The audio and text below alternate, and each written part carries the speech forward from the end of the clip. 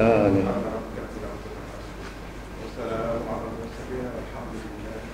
آمين يا رب العالمين. طيب، أعوذ بالله من الشيطان الرجيم.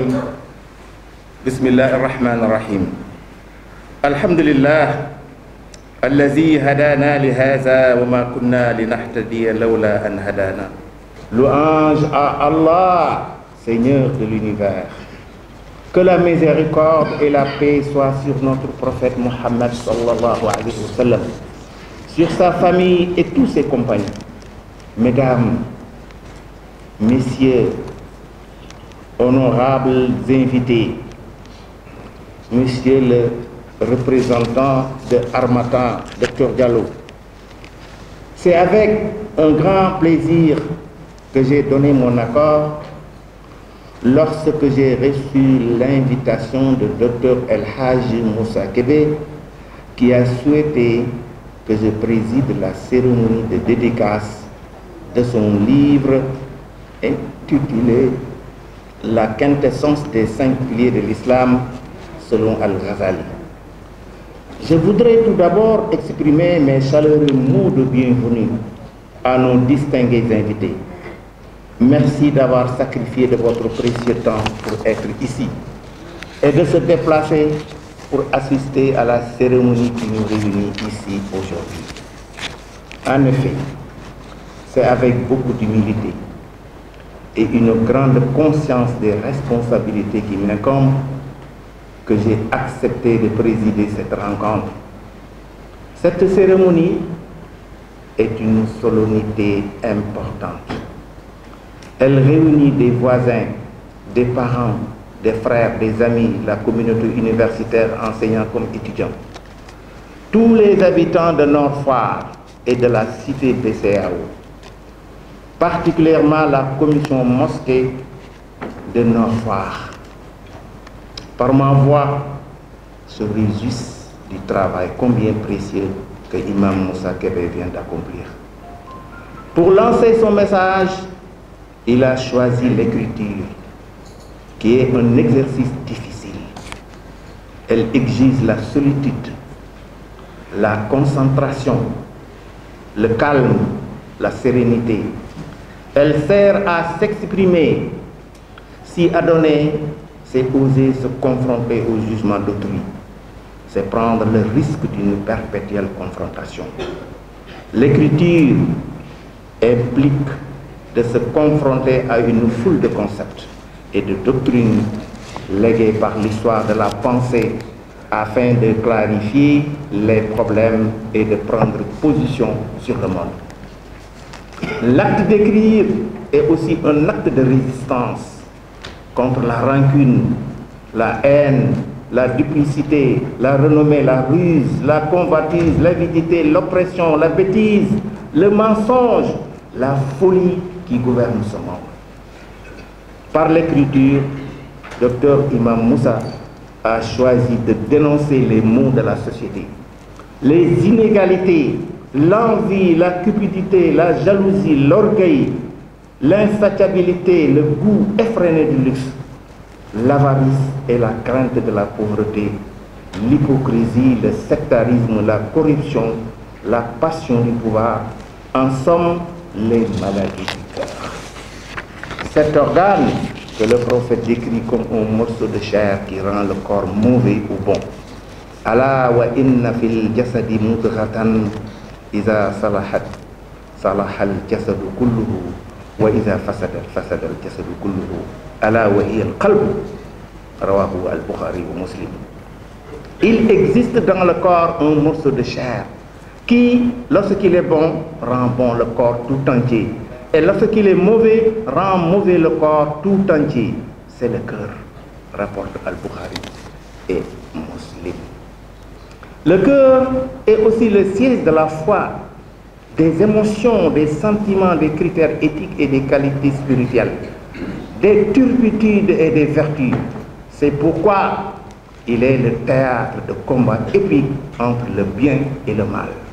L'homme au corps malade peut-il réellement accomplir les 5 piliers de l'islam? C'est à ce questionnement que Imam Moussa Kébé tente de donner une réponse en interpellant les Sénégalais qui s'acheminent vers une période de turbulence, où les passions vont s'affronter, la violence verbale et physique, les invectives, etc. Nous pensons que la veille de la campagne présidentielle est un bon moment pour publier un tel ouvrage qui tire la sonnette d'alarme sur les dangers qui guettent nos cœurs, en nous disant que si nous voulons que notre profession de foi, shahada, nos prières, salawat, nos hajj, nos pèlerinages, zakat, notre aumône, notre jeûne, notre ramadan, soient acceptés par le bon Dieu, immunisons-nous contre ces maux. Enfin, je souhaite que le bon Dieu te bénisse et accorde à ton ouvrage le succès qu'il mérite. Assalamu alaikum wa rahmatullah. Voilà ce que je voulais dire pour introduire les intervenants. Tout d'abord, nous avons Dr Abdoulaye Diallo qui va parler au nom de l'édition Harmattan. Ensuite, nous allons donner la parole à Dr Kébé et Dr Meguendiaï, et ensuite monsieur l'auteur du livre important que nous avons ici. Monsieur Abdoulaye Diallo, docteur, vous avez la parole.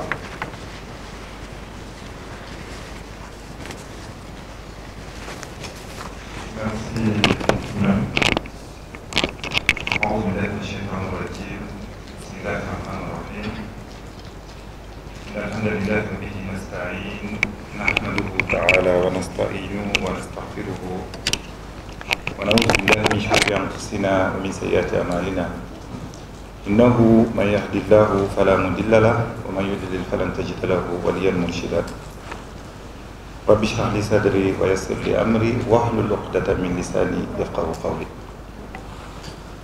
Mesdames, Messieurs, en vos titres, grades et qualités, mes chers imams, au présidium,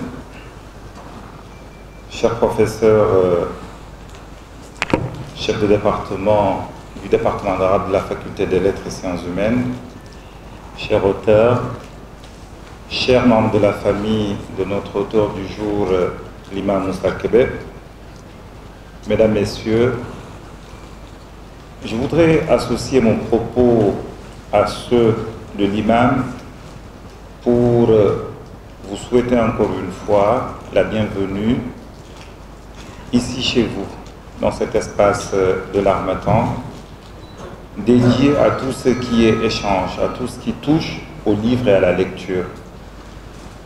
Mais aussi et surtout, en mon nom et au nom de notre auteur du jour, vous remercier d'avoir pris de votre temps pour être parmi nous cet après-midi, un samedi, un bon Ndar, parce que je sais que l'auteur du jour est un Saint-Louisien. Il aurait été beaucoup plus facile et plus aisé de prendre ces 3 normaux et puis de profiter d'une sieste méritée après une très longue semaine laborieuse. Mais vous avez fait le choix de vous joindre à nous à l'occasion du lancement du livre de l'imam Moussa Kébé, la quintessence des 5 piliers de l'islam selon Imam Al-Ghazali. Un livre que nous avons déjà eu à présenter une première fois à Saint-Louis à l'occasion du premier salon national du livre, et un livre que mes équipes et moi avons pris beaucoup de plaisir à éditer, pour plusieurs raisons. La première de ces raisons est que notre auteur, en bon Saint-Louisien, est une personne extrêmement amène, c'est-à-dire doté d'une certaine aménité. C'est-à-dire il est raffiné, il est élégant, et on a pris beaucoup de plaisir, imam, à travailler avec vous pour la publication de cet ouvrage. Mais une autre raison également, tout aussi importante, c'est le contenu et les thématiques abordées par le livre. Pourquoi? Parce que revenir sur ce qui fonde la religion musulmane, religion pratiquée dans notre pays par les 95 ou les 97% de la population, est d'une importance extrêmement capitale.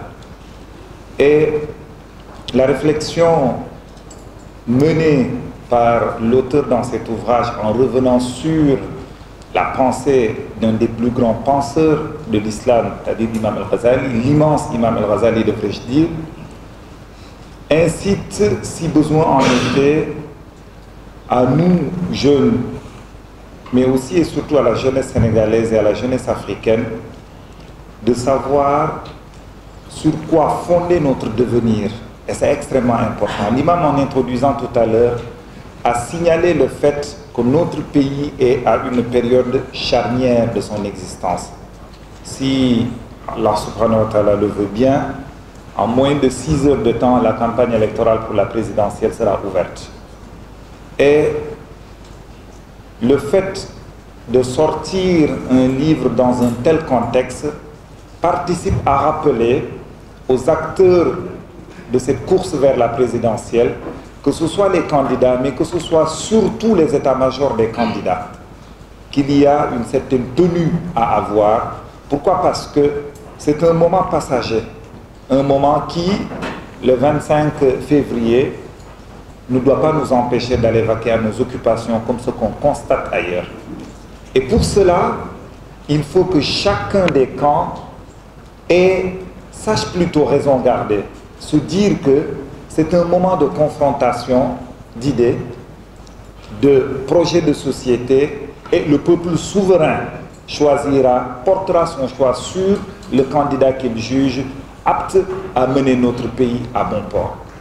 Et toute la réflexion globale du livre de Imam, en se basant sur les développements d'Imam al-Ghazali, ne parle rien d'autre que de ce que doit être le commun vivre en communauté.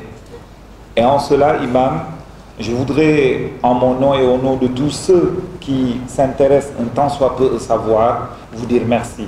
Pourquoi? Parce que la tâche est extrêmement ardue. Essayer d'approcher et surtout de pénétrer la pensée de Imam al-Ghazali, il faut du courage, Imam. Et ça, je pense que, si je ne m'abuse, que le livre que nous avons édité est issu d'une recherche doctorale. Ce qui fait que la communauté scientifique et universitaire a validé ce travail. Et je voudrais terminer mon propos par remercier les imams, remercier le frère de l'auteur, un autre imam caché, d'avoir accepté de se joindre à nous pour présenter et l'auteur et le livre, mais aussi et surtout inviter tous ceux qui nous suivent dans la salle, mais aussi qui nous suivent en direct sur Internet, de prendre possession du contenu de cet ouvrage.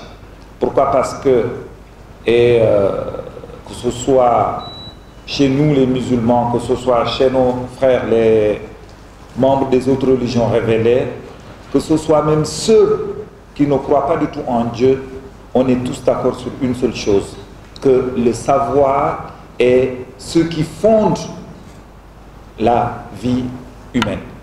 C'est-à-dire, plus on est sachant, mieux on est porté vers des actes que seule l'ignorance peut dicter. Sur ce, imam, président de séance, je commence à être très long. Je voudrais juste renouveler encore une fois mes remerciements à Imam Moussa Kébé de la confiance portée à l'Harmattan Sénégal et lui dire que nous avons déjà reçu le deuxième livre, un autre livre tout aussi ardu. Pourquoi? Parce que le deuxième livre, je vais vendre la mèche, l'imam a décidé de réfléchir sur la vision de l'islam sur la question de la musique. Et encore une fois, je me délecte déjà des confrontations intellectuelles entre les différents penseurs qui se sont penchés sur la question. Et terminer mon propos par vous dire que l'Harmattan Sénégal reste à la disposition de tous ceux et de toutes celles qui ont quelque chose à partager. Et cela, je le dis en regardant mes chers oncles en face de moi, qui ont consacré leur vie à servir ce pays, chacun dans son domaine. Et il est de votre responsabilité, et même c'est un devoir que vous avez vis-à-vis de la jeune génération qui doit prendre le relais, de témoigner. Prenez la plume, racontez vos vécus. Dites à la jeune génération par où est-ce que vous êtes passé. Qu'est-ce que vous avez réussi? Pourquoi? Parce que si notre pays tient encore sur ses piliers, c'est parce qu'il y a eu des gens qui ont cru au projet de société, qui ont cru et qui ont surtout travaillé pour faire en sorte que l'État du Sénégal puisse tenir. Et vous n'avez pas du tout le droit de ne pas témoigner et partager de cette expérience. D'autant plus que, si je ne m'abuse, imam, c'est une injonction prophétique. Témoigner est une injonction prophétique. Et en cela, l'Harmattan Sénégal reste à votre entière disposition, mes chers oncles, mes chères tantes, pour pouvoir rendre disponible tout le vécu qui a été le vôtre, pour permettre à cette jeune génération, en quête de guidance, nous dit-on, pour pouvoir éclairer le chemin qui est encore long, pour continuer le travail pionnier qui a été fait afin de construire un État du Sénégal, mais surtout une nation très solide qui résistera à tous les soubresauts. Sur ce, imam, je vous rends votre micro et vous remercie de l'attention qui m'a été portée. Merci, docteur. Merci, directeur des émissions Harmattan Sénégal. Vos propos nous ont vraiment touchés. Nous vous remercions du rôle que vous jouez dans l'expansion du savoir au Sénégal et ailleurs. Merci, merci beaucoup. Je voudrais signaler la présence du docteur Alfousseynou Cissé, notre professeur qui nous a enseigné à l'université au département d'arabe et qui, si je ne me trompe pas, a encadré l'auteur quand il préparait son mémoire, sa maîtrise, le DEA et même la thèse de doctorat. Monsieur Alfousseini qui nous enseignait Al-Kalam, Al-Falsafa. Soyez le bienvenu, monsieur. Alors, je vais donner la parole à Serigne Mahanta Kébé, professeur à l'Université de Dakar, faculté de lettres au département d'espagnol. Sallallahu ala sayyidina Muhammad wa ala alihi wa ashabihi wa khulafaihi wa man ihtada bihadihim ila yawmiddin. اللهم صل على سيدنا محمد الفاتح لما أغلق والخاتم لما سبق الناصر الحق بالحق والهادي إلى صراطك المستقيم وعلى آله حق قدره ومقداره العظيم.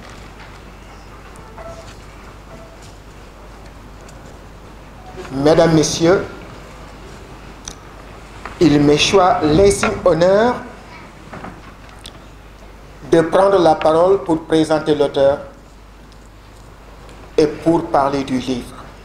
Mais je vais vite souligner que du livre, je vais laisser les autres en parler. Mais de l'auteur, je vais essayer. Je vais essayer pourquoi? Puisque Imam Dr El Hadj Moussa Kébé et moi, nous formons les deux faces de la même pièce. Et vous comprendrez bien que, donc, vouloir parler de lui, c'est parler de moi. Et ça risque de tomber sur le narcissisme. Mais comme le mënul ñàkk day am, nous allons essayer de résumer. Imam Moussa Kébé, fils de imam et petit-fils de imam, est né un certain mois de décembre à Saint-Louis du Sénégal. De père et de mère appartenant à l'enseignement coranique, des enseignants. Son père, El Hadj Mohamedou Lamine Kébé, que Dieu ait pitié de son âme et le reçoive dans son firdaus le plus élevé, fut muqaddam de Serigne Babacar Sy, radiyallahu ta'ala anhu, et a formé pas mal d'intellectuels arabisants à Saint-Louis du Sénégal. Lui, Imam Moussa Kébé, n'est que le reflet de son père, la continuité de l'œuvre de son père. Dès le bas âge, comme ses frères et ses sœurs, la plupart d'entre eux ici présents dans cette salle, a mémorisé le Coran de Baqara à Nas. En même temps, les études coraniques et l'école française. Dans la famille, et comme tout bon Saint-Louisien, c'était toujours comme ça.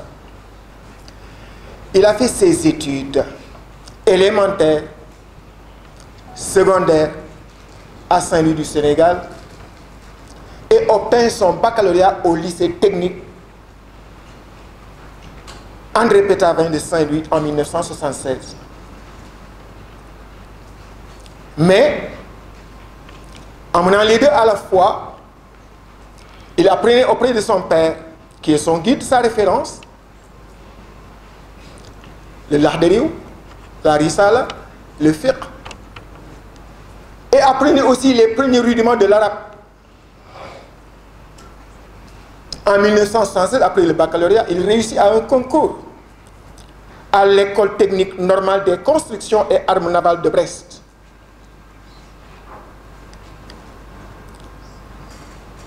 À la fin de ses études, il revient au Sénégal et fut recruté par l'État à Dakar Marine. Mais le destin lui avait tracé une autre voie. Il abandonna plus tard Dakar Marine et ouvrit ses propres affaires. Premièrement, dans les hydrocarbures, et plus tard, sa propre entreprise, plus connue sous le nom d'établissement Kébé. Entreprise présente dans presque tous les lieux importants du pays, du nord au sud, au centre et partout.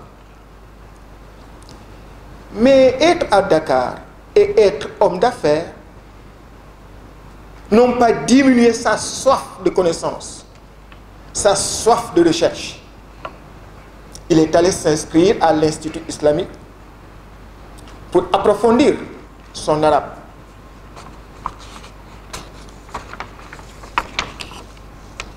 En même temps, ici à Dakar, il en a profité pour s'inscrire à l'université Cheikh Anta Diop de Dakar, faculté des lettres, sciences humaines, département de langue arabe, où il a obtenu en 2008 un mémoire de maîtrise axé sur le sens profond des adorations divines selon Al-Ghazali.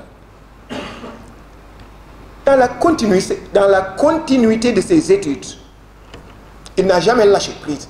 Et jusqu'à présent, là où nous sommes, il n'a pas lâché prise.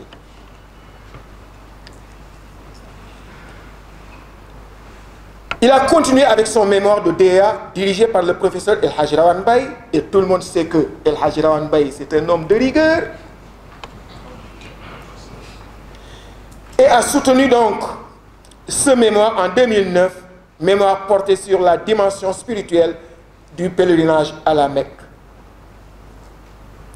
Enfin, c'est en 2013 qu'il a décroché son doctorat en lettres arabes sur la pensée d'Al-Ghazali.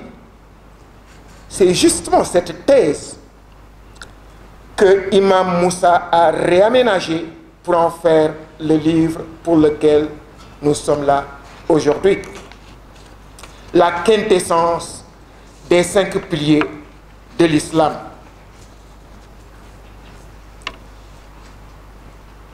Ce livre n'est que l'expression de la volonté de son auteur de mettre à la disposition de son lectorat un outil précieux pour l'affermissement de la foi en Dieu, grâce à un cœur purifié qui verra le triomphe des soldats des anges sur l'armée des démons. Voilà brièvement résumé, voilà le résumé de ce que je voudrais dire sur l'auteur. Le temps ne nous permet pas de développer. vivement que tu continues sur cette voie. Que Dieu te bénisse et te donne une santé de cœur, d'esprit et de corps qui te permettent de concrétiser ce que M. Diallo vient de signaler tout à l'heure, la prochaine publication au grand bonheur de vos lecteurs que nous sommes. Mesdames, Messieurs, en son nom lui aussi, je voudrais vous remercier très profondément pour votre présence. Nous savons que nul n'a le temps, mais vous avez donné une partie de votre temps. Que Dieu vous le rétribue fortement. Allahumma salli ala Sayyidina Muhammad الفاتح لما أغلق والخاتم لما سبح الناس الحق بالحق والهادي إلى صراطك المستقيم وعلى آله حق قدره ومقدار العظيم إن الله وملائكته يصلون على النبي يا أيها الذين آمنوا صلوا عليه وسلموا تسليما صلى الله تعالى عليه وعلى آله وصحبه وسلم تسليما سبحان ربك رب العزة عما يصفون وسلام على المرسلين والحمد لله رب العالمين.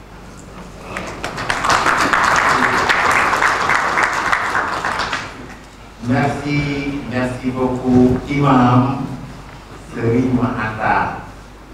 Wow, dari moom masha Allah, alhamdulillah.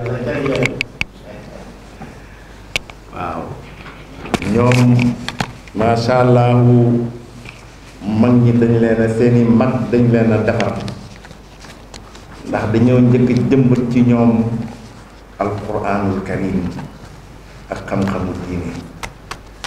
néew na nga gis ndar-ndar boo xam ne xamul dara ci alquran wala xamul dara ci diine, néew lool. xarit yi ma ci am yépp masha Allah. bon sëñ ma Anta li nga fi wax xamal nañu lu bari ci seen famille ca góor ga nga xam ne moo def lii lépp. góor ga nga xam ne moo leen yar ci yaru diine, jàngal leen alquran, jàngal leen xam-xamu diine, nekkoon imam ba tey jii am meññeentam di bind lu ñuy jariñoo. tabarkalla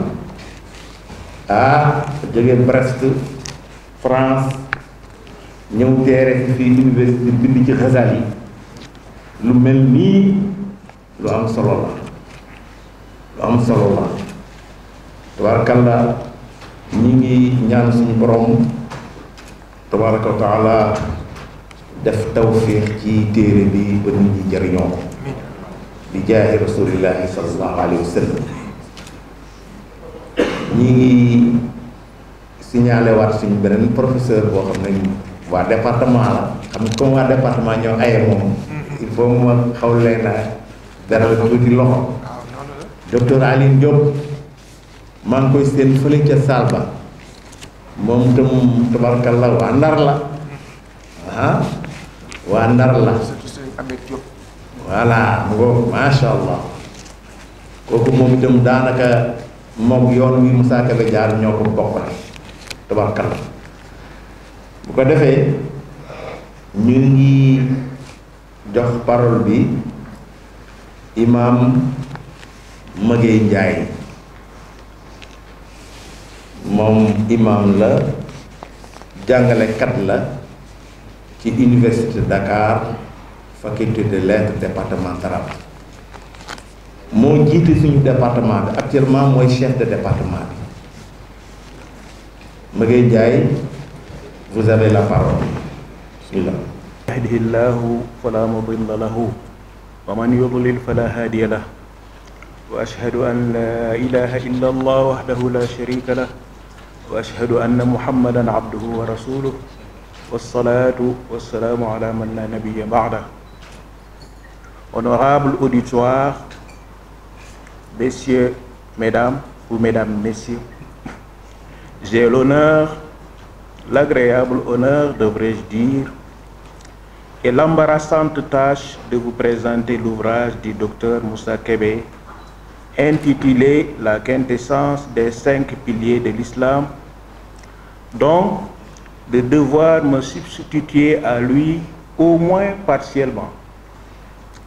Le livre de Moussa Kébé suscite et agite une problématique, celle du sens de l'adoration en islam, et pose la question spécifique de la quintessence des 5 piliers.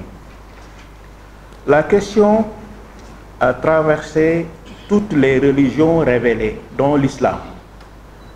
Ainsi, les premiers penseurs de l'islam, à son âge d'or, celui des califes du prophète paix et salut sur lui, ont cherché la réponse à la lumière du Coran et de la Sunna. Mais la recherche n'a jamais cessé d'être d'actualité. En effet, il est rapporté dans Uyun al-Munazarat, les polémiques célèbres, que le calife Omar, lors d'un pèlerinage, toucha la pierre noire de la Kaaba et s'écria: « Je jure par Dieu, si je n'avais pas vu le prophète t'embrasser, je ne t'aurais jamais touché, car tu ne peux ni nuire ni être utile. » Le calife Ali, présent, répliqua: « Je crois plutôt qu'elle peut bien nuire ou être utile, car le fait de la toucher signifie se conformer à la charia, et quiconque se conforme à la charia se verra rétribué. » Voilà posé un débat sur la charia et la haqiqa, sur le sens ésotérique et exotérique d'un culte.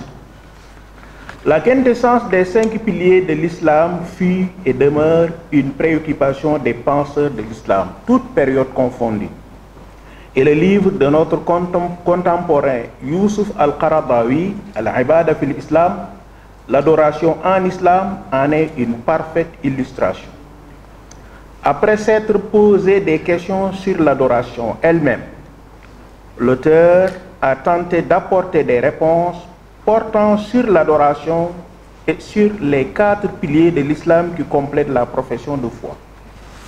Selon lui, l'adoration est un besoin naturel de l'homme, la nourriture de son âme. Parmi d'autres arguments, celui donné par un historien grec, en l'occurrence Basmak, qui se réfère à l'affirmation des anthropologues selon laquelle, dans tous les sites ayant abrité une présence humaine, on n'a jamais manqué de trouver un lieu de culte. On n'a jamais manqué de trouver un lieu de culte. Selon Al-Qaradawi toujours, l'adoration constitue, à l'en croire, un chemin de liberté, faisant que celui qui n'adore pas Dieu adore autre chose ou autrui, un feu, un arbre, une pierre, un maître, et j'en passe. La problématique intéresse même les penseurs non musulmans. Un penseur socialiste occidental déclare à propos de la zakat: « J'ai trouvé dans l'islam la solution de 2 problèmes qui préoccupent le monde. Le verset qui dit « Innamal mu'minuna ikhwa » les croyants sont des frères, n'est-ce pas? Car c'est le plus beau principe du socialisme. Et le verset qui institue l'aumône légale, la zakat. Le verset c'est quoi? Khudh min amwalihim sadaqatan tutahhiruhum wa tuzakkihim biha wa salli alayhim inna salataka sakanun lahum wallahu samiun alim.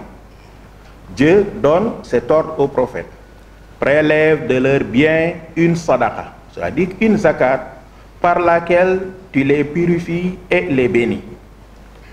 Le prophète parle de bienfaits autres que des bienfaits matériels ou sociaux. Il parle de purification et il parle de bénédiction. Mais le socialiste, qu'est-ce qu'il voit, lui, dans la zakat?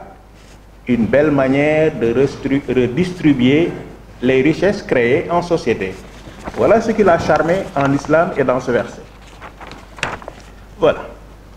Par ailleurs, un des évangélistes occidentaux appréciant les bienfaits du pèlerinage et de la prière du vendredi, fait l'aveu suivant.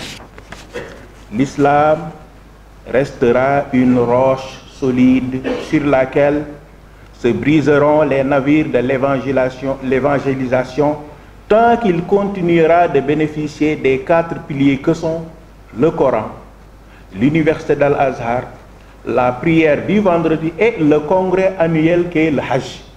Voilà les vertus qu'il voit lui en islam.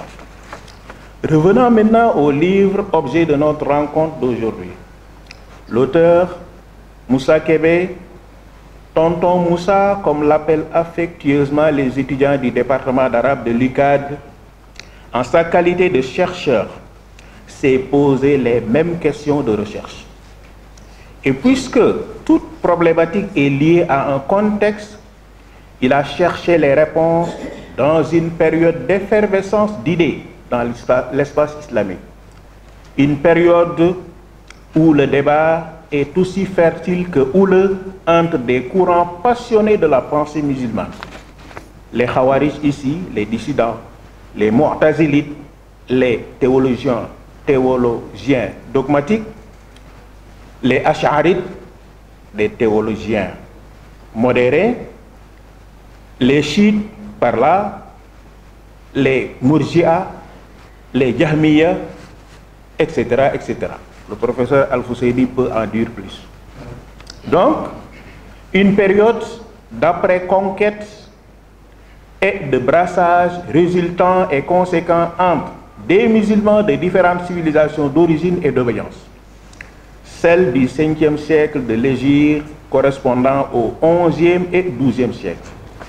Mais il cherche surtout les réponses entre les lignes d'un auteur de renommée, un illustre penseur, qui n'a laissé personne indifférente, qui a polarisé l'attention de tous les critiques de la pensée arabo-musulmane. N'est-ce pas, c'est qui? En l'occurrence donc, Abu Hamid al-Ghazali, 1058-1111. Ce brillant intellectuel qui a su sceller le mariage d'équilibre entre la charia, le mysticisme et la philosophie, après les avoir pratiqués et théorisés isolément, selon certains, alors que d'autres, des salafistes généralement, pour ne citer qu'Ibn Taymiyyah, l'accusent d'assimiler le langage philosophique à celui des soufis et d'être par conséquent un déviationniste. Vous voyez l'intérêt qui réside vraiment dans la pensée de Ghazali qui intéresse tout le monde. Moussa Kébé n'a pas manqué de mettre en relief l'influence qu'il a exercée sur la pensée arabo-islamique de façon générale, sur des guides religieux et des universitaires sénégalais en particulier, comme Cheikh Ahmadou Bamba Mbacké, comme Cheikh Thierno Bokar Tall, mais aussi le professeur Al-Fusayni Cissé, ici présent, qui lui a consacré une thèse de doctorat, publiée plus tard sous le titre de Quelques aspects de la pensée d'Al-Ghazali, Paris, l'Harmattan, 2013. Vous voyez donc que le Souleymane Bachir Diagne, le professeur, s'est beaucoup intéressé lui aussi à Al-Ghazali. Donc, Al-Ghazali n'a laissé personne indifférente. Moussa Kébé a décortiqué pour le lecteur la pensée d'Al-Ghazali sur la question, en affirmant que ce dernier a d'abord démontré la réalité de l'existence d'un Dieu unique, annoncé par la prophétie, avant de s'atteler à faire ressortir un en un le rôle essentiel joué par les 5 piliers de l'islam qui ont pour objectif la purification de l'âme des maladies et des ternissures qui l'affectent et la mise à disposition du Dieu pur et du cœur pur et purifié au service exclusif de Dieu. Moussa Kébé Dixit. Selon Al-Ghazali, tel que l'auteur nous synthétise la pensée, la pratique après la profession de foi constitue la vraie foi. La synthèse des exercices spirituels se trouve dans les 5 piliers de l'islam. Le salut de l'homme réside dans ces 5 piliers. L'illumination du cœur garantit la connaissance de Dieu qui est un honneur suprême pour l'homme. L'adoration elle-même repose sur la connaissance rendue possible par la purification du cœur et les exercices spirituels, loin de beaucoup de sciences reposant sur la connaissance. Donc voilà, tel que Moussa Kébé nous a résumé la pensée de Ghazali avec les 5 piliers de l'islam. En définitive, l'islam, du point de vue d'Al-Ghazali, est une religion qui a pour objectif, à travers la pratique de ces 5 piliers, d'établir à partir d'une connaissance de l'homme, de son propre moi, de son créateur et de son prochain, une relation qui reconnaît au divin toutes ses prérogatives et à l'humain toute son altérité. Tout ceci dans un monde où il respecte l'équilibre minutieux que Dieu a instauré entre les différents éléments qui le composent, qu'ils soient humains, animaux, végétaux ou objets inanimés. Fin de citation. J'ai cité Moussa Kébé. Ce livre donc, d'une richesse documentaire inestimable et d'une clarté appréciable, écrit dans un bon style, soutenu par un français simple et accessible, lève le voile sur les arcanes des 5 piliers de l'islam et, par conséquent, dote le lecteur de beaucoup d'arguments, l'incitant à davantage d'adoration paisible. Il vous reviendra, cher auditoire, de le découvrir à votre tour. Merci et pour l'attention. Merci, docteur Nguyen. C'est le critique qui a parlé. Nguyen a fait une maîtrise sur la critique littéraire. Bon, il wax ci livre bi ak ñu ko tegee dugg na ci fond bi jox nañu ay tegtal ci koo xam ne dangaa bëgg a lire livre bi expliquer ñu kazalika kan mooy Ghazali ak rôle bi nga xam ne joué na ko dans l'histoire de la pensée islamique ak confrontation yi nga xam ne ñoo jot a am ci jamono yooyu muy les courants idéologiques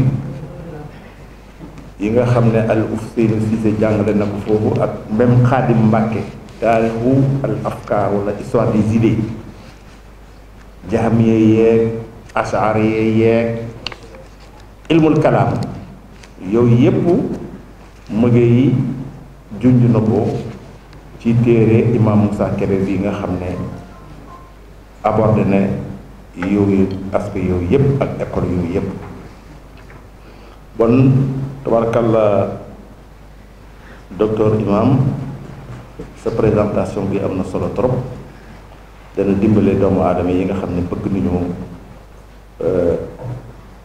lire livre bi xam ko waaye surtout xam juróomi ponk yi nga xam ne ñooy ponki lislaam yi ban gëdd lañ am ci lislaam saa woo demee bay def loolu benn ci ponk yooyu rek na nga xam ne am na lu bari loo xam ne tara na la ko am na lu bari loo xam ne mënoo def ponk bi yàlla nangu ko ba noppi ngay jóg di defaat leneen loo xam ne dafa safaanoo leneen loo xam ne lislaam diglu ko moo xam julli la moo xam woor la moo xam asaka la moo xam dem màkka la bon docteur Maguette sa présentation bi lu bi matal la na ko defee nag xam naa dañuy ñëw nag ci borom mbir mi muy El Hadj docteur Moussa Kébé nga xam ne moo bind téere boobu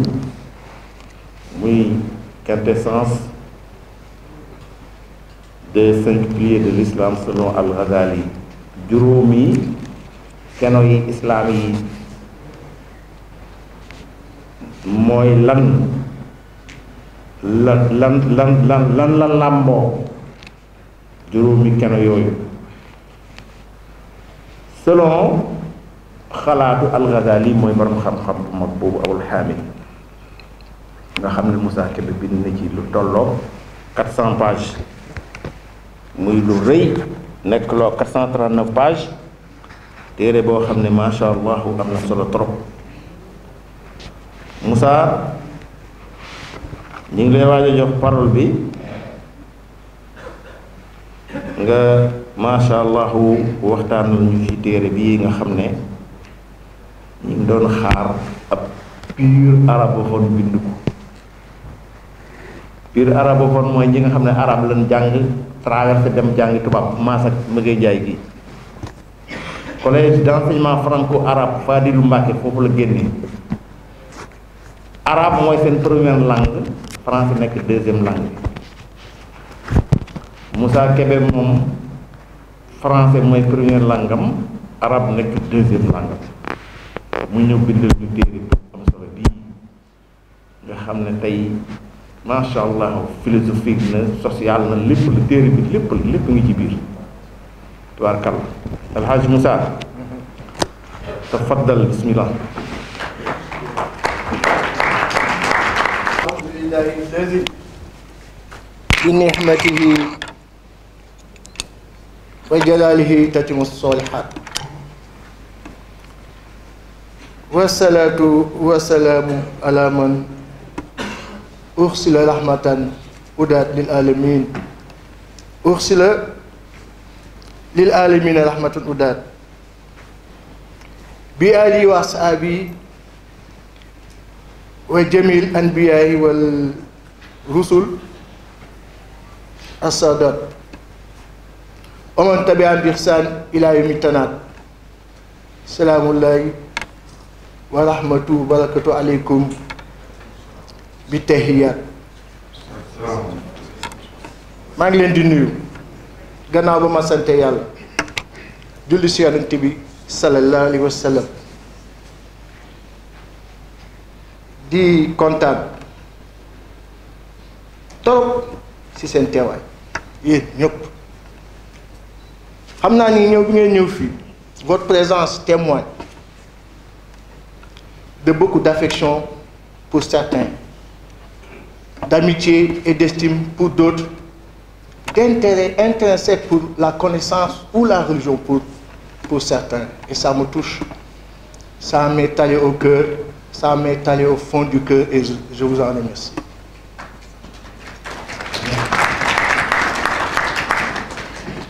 Je réserve des remerciements appuyés maintenant à mes professeurs et frères qui ont accepté de me présenter et de présenter le livre, de me tenir compagnie aujourd'hui. D'abord, je vais vous dire que j'ai une chance extraordinaire parce que ce qui se passe aujourd'hui à Dakar s'est passé à Saint-Louis. Et là-bas également, c'est mon imam, l'imam Ratib de Saint-Louis, Cheikh Ahmed Tidiane Diallo, qui avait présidé la cérémonie de dédicace. Et aujourd'hui, c'est mon imam dans mon quartier à Dakar, à Diacksao ou Dakar Mali, qui dirige, qui préside la cérémonie aujourd'hui. C'est une chance.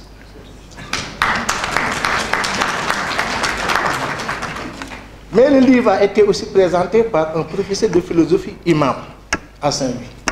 Et il est présenté aujourd'hui ici à Dakar par le chef du département d'arabe, imam. C'est une bonne coïncidence, une heureuse coïncidence. À Saint-Louis, c'est mon jeune frère et ami, Abdourahim, colonel à la retraite, docteur, qui m'avait présenté, qui me connaît, parce que qui vient juste après moi, sur le bout des doigts. Et aujourd'hui, c'est mon grand frère et ami, Seigneur Anta Kébé, docteur, enseignant à l'université de Dakar, qui me présente et qui me connaît, parce que je viens juste après lui, qui me connaît sur le bout des doigts. C'est une chance.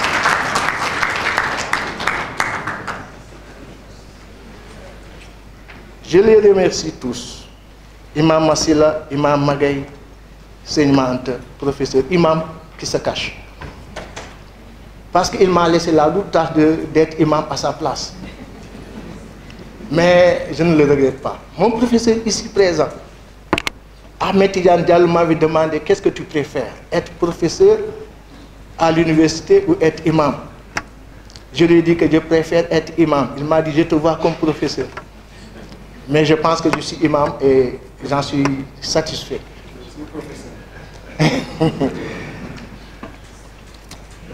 Je remercie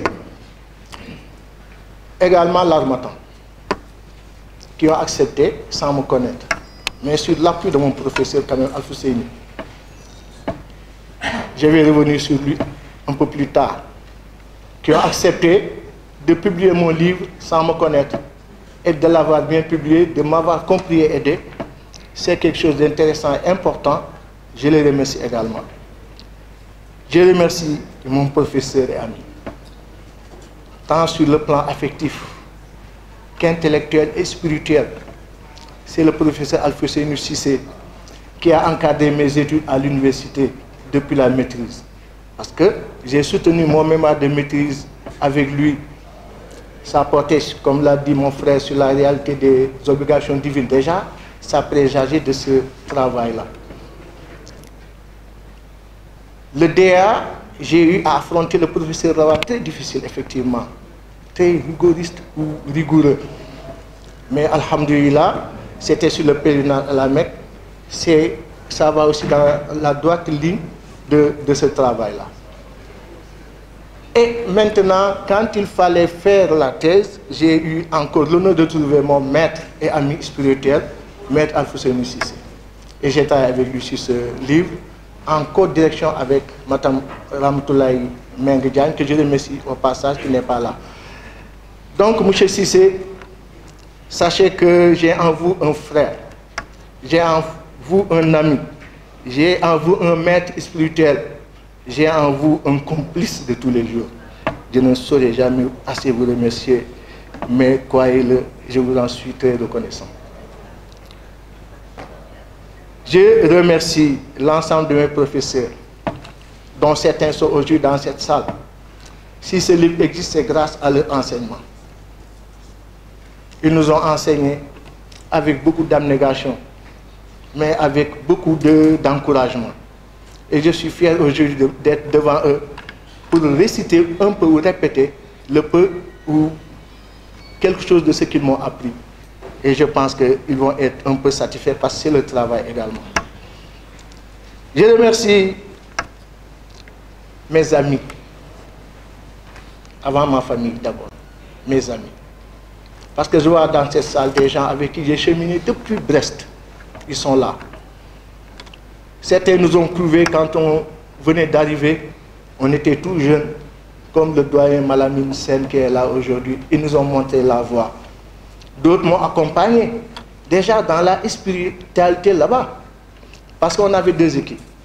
Ceux qui jeûnaient et priaient et les autres, les bons vivants.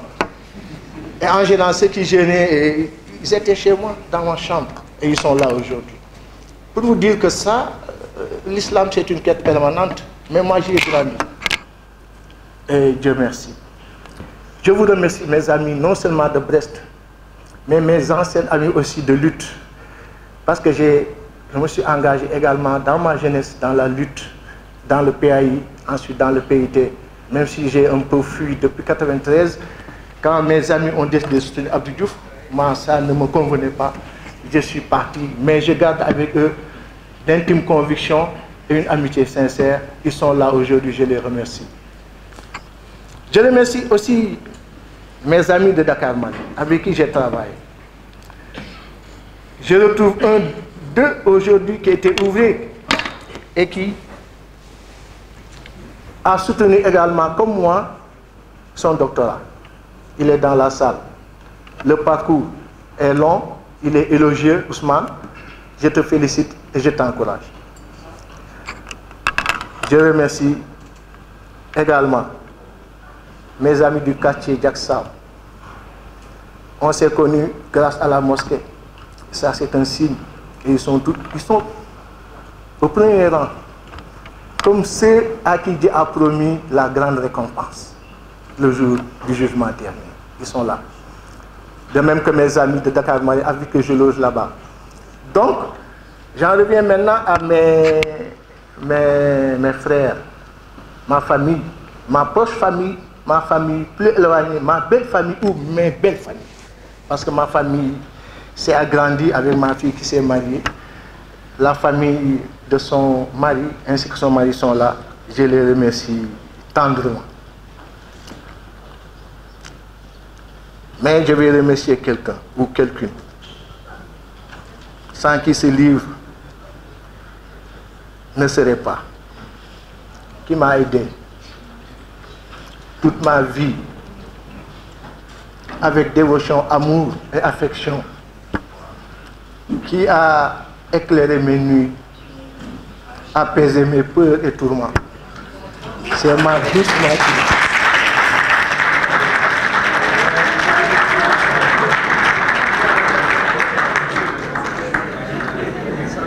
Elle m'a donné la sérénité nécessaire pour écrire.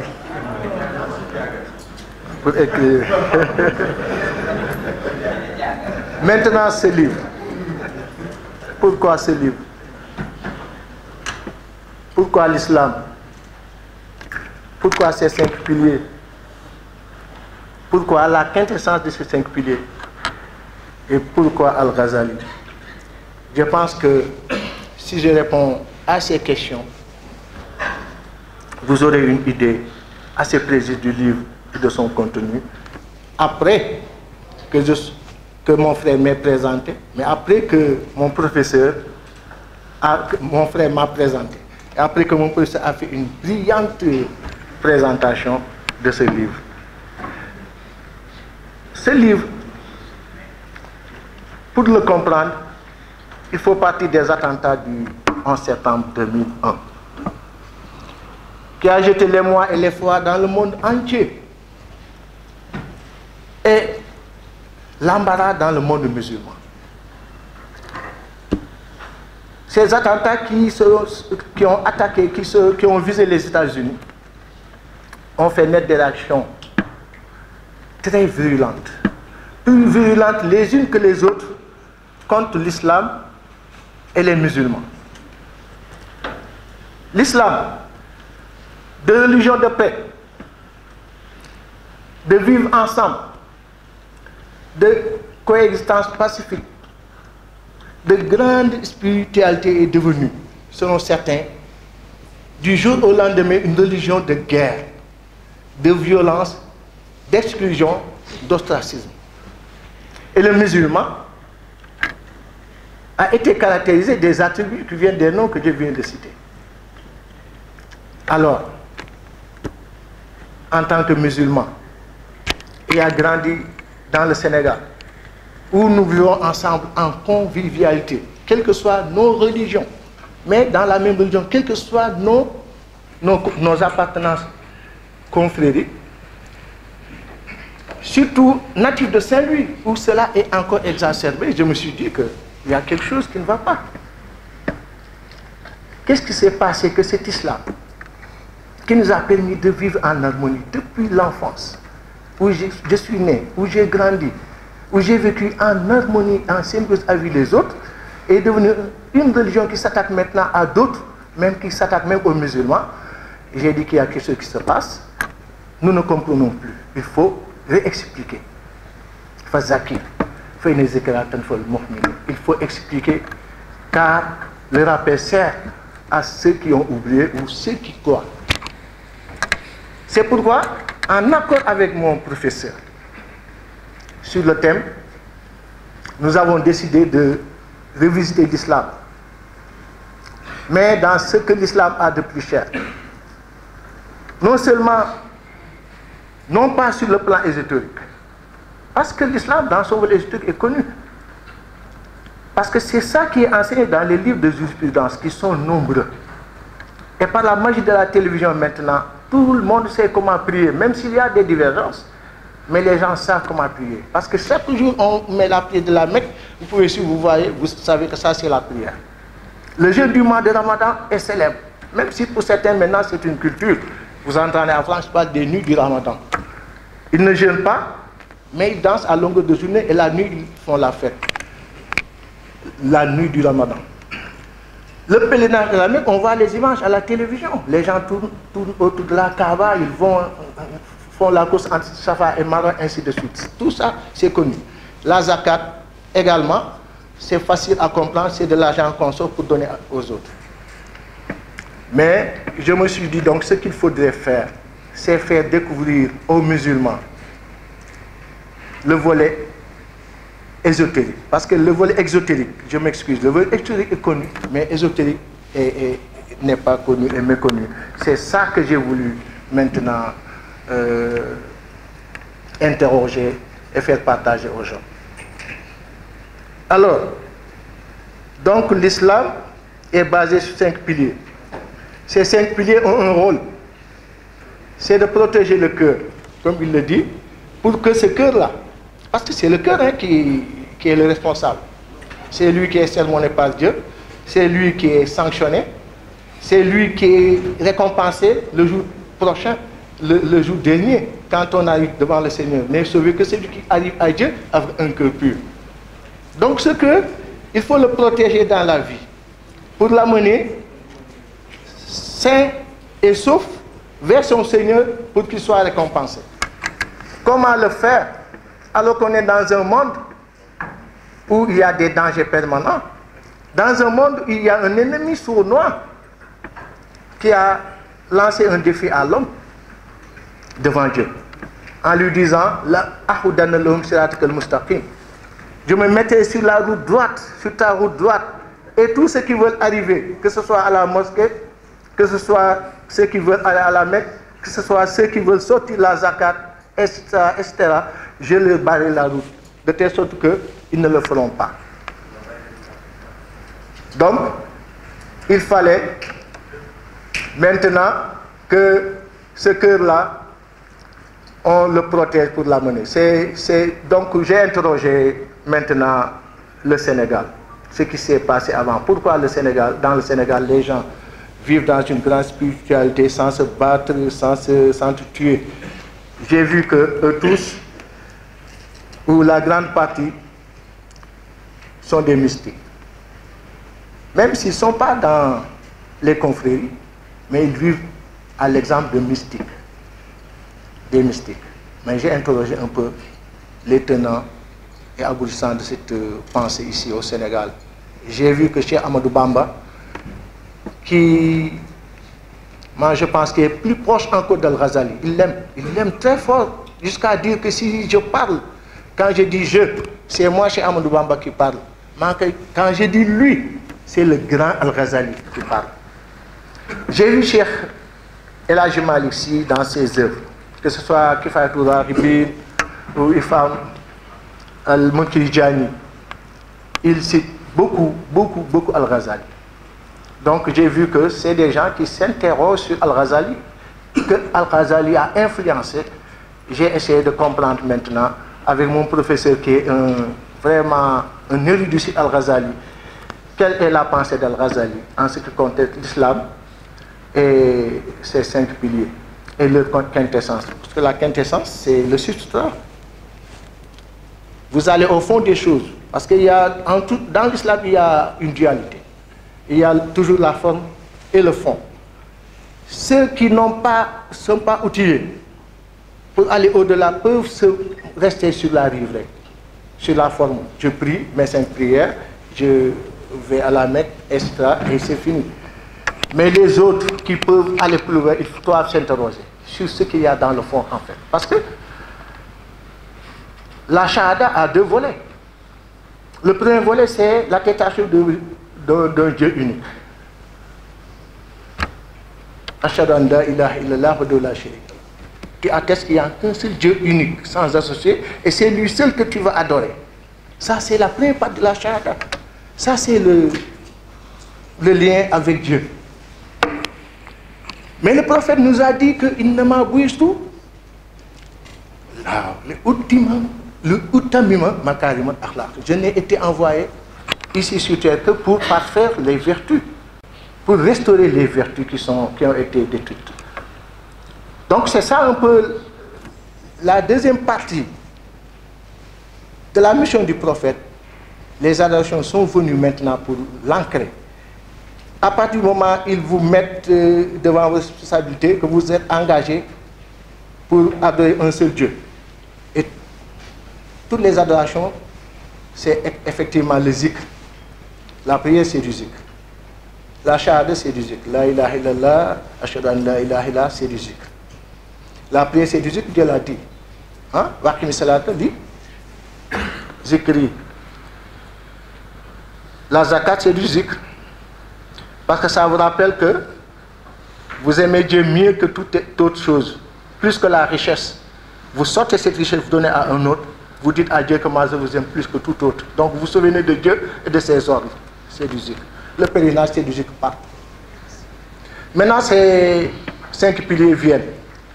Travailler le cœur, le purifier pour le rendre pur et apaisé à son Seigneur. C'est le rôle des 5 piliers d'Islam. C'est ce qu'Al-Ghazali a développé dans ce livre et c'est ça que j'ai voulu partager. Donc c'est un peu un aperçu. Parce qu'aujourd'hui, je vais privilégier un peu la discussion sur le livre. Vous laissez poser vos questions. Parce que ce que le professeur Magaye Ndiaye a dit sur le livre, je pense que suffit amplement. Et je vous demanderai de ne pas témoigner sur ma personne. Je pense que ça a été très bien fait par mon frère qui me connaît. Et je sais que vous tous, vous voulez témoigner sur moi. Mais aujourd'hui, c'est le livre qui est à l'honneur. Et je vous demanderai d'y poser des questions. Je vous demanderai d'abord de l'acheter, mais de ne pas l'acheter pour me faire plaisir, simplement. Oui. De l'acheter et le lire. Et m'en faire les critiques pour ce qui va venir après. Il a dit, il a fait un peu la publicité de mon prochain ouvrage. Je vais le faire aussi. C'est important. On m'interroge beaucoup sur la musique. Est-ce que c'est légal, c'est licite? Est-ce que c'est illicite? Et il y a des versions. Et j'ai dit que la musique n'est pas tranchée. La question de l'art dans l'islam n'est pas tranchée. Je parle sous le contrôle de mes professeurs. En voulant répondre à cette question, moi, je n'ai pas, cette fois-ci, fait de parti pris. Je n'ai pas pris de position. J'ai amené la réflexion de 2 imams très reconnus dans le monde musulman, dont l'un, salafiste, Ibn Taymiyyah, il rejette toutes sortes de musique et de chants. Et il dit aux gens de retourner vers le Coran. Tout simplement, lui, c'est ce qu'il accepte. Par contre, Al-Ghazali, qui est un rationaliste, lui, il dit que la musique, comme tous les autres bienfaits de Dieu, est licite. Si elle est exempte d'insanité ou d'illicite. Et j'ai pris la pensée des deux que j'ai comparé. J'en ai fait un livre. Moi, je pense que c'est un livre riche. Celui qui veut combattre la musique peut combattre la musique par la pensée d'Ibn Taymiyyah. Mais celui qui veut en donner un caractère illicite aussi peut avoir ses arguments avec Al-Ghazali. Donc, je vous remercie encore une fois. Et j'ai été très, très, très touché de votre présence. Alhamdulillah. Rabbil alamin. Docteur Mbagui moom itam kazalika leeral na baam moomu ku bëgg a jëriñoo ci lislaam man nga ko liir man nga ci gën a xalaat tabaarkalla ñun daal am nañ ci mbégte lool ci téere bi impressionné nañu te neex nañu te xam nañ ne itam téere bu am gëdd la téere bu am valeur la ndax képp ku bind rek moo xam mémoire nga bind walla thèse boo gisee téere bi da nga xam li ci borom teg pour bind ko ndax ñun ñëpp xam nañ ne bind lu jafe la lu métti la yomb c'est pas donné à tout le monde bëri na ay jàngkat yoo xam ne dañuy dem ba war a bind fa la ñuy doxee bàyyi ndax lim laaj dafa métti dafa bëri dafa exigeant bind bind lim laaj dafa métti waaye man fi mu ñëwee ak ni mu ko indee man posé na ma question man xaw na ma jaaxal tuuti waaye nag xam naa lépp rek mi ngi dallu ci ngëm-ngëm ci foi am Moussa ku am foi la Moussa ku gëm la Moussa ku dëgër la mën naa wax ne suñu xamee daanaka diine bi la ndax mooy jumaa ji di jàkka ji bi nga xam ne moo nekk ca koñ ba ñu dëkk cité ba Nord Foire foofu lu ñu xamee mu bay jumaawu beseyaawu bu ba nga xam ne foofa la bokk ñëw ci suñu jumaa di ñu jàppale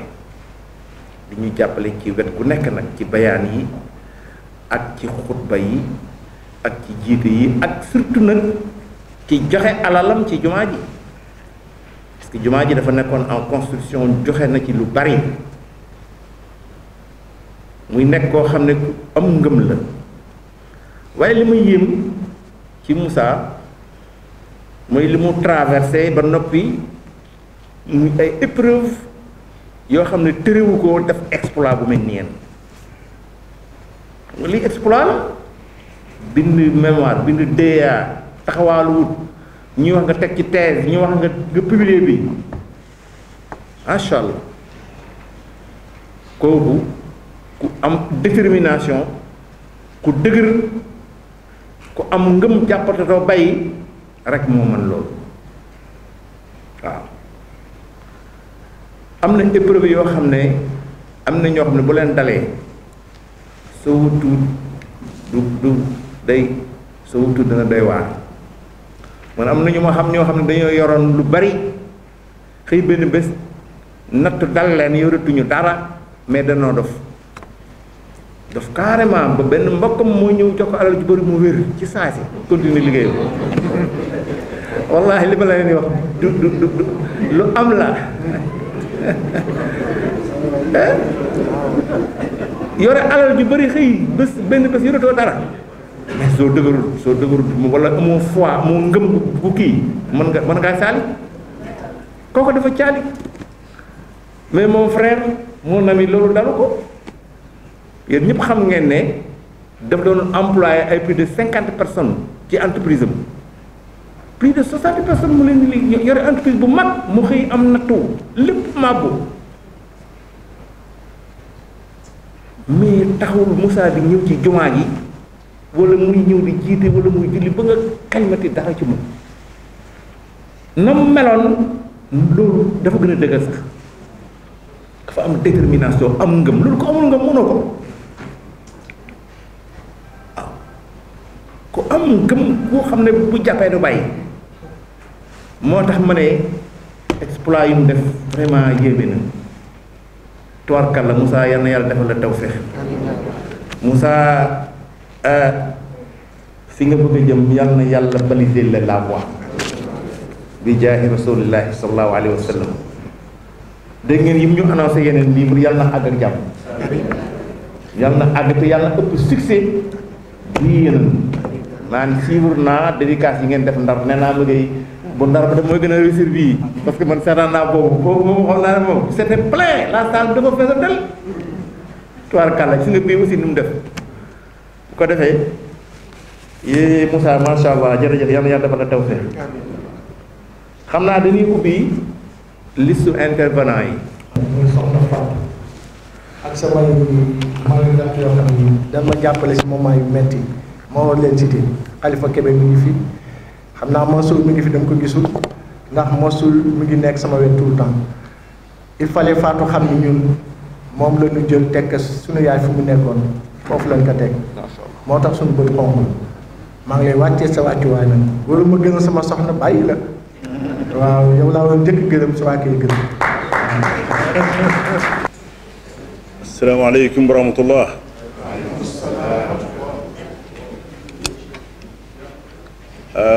wax jafeñ na ma mais xanaa ma jéem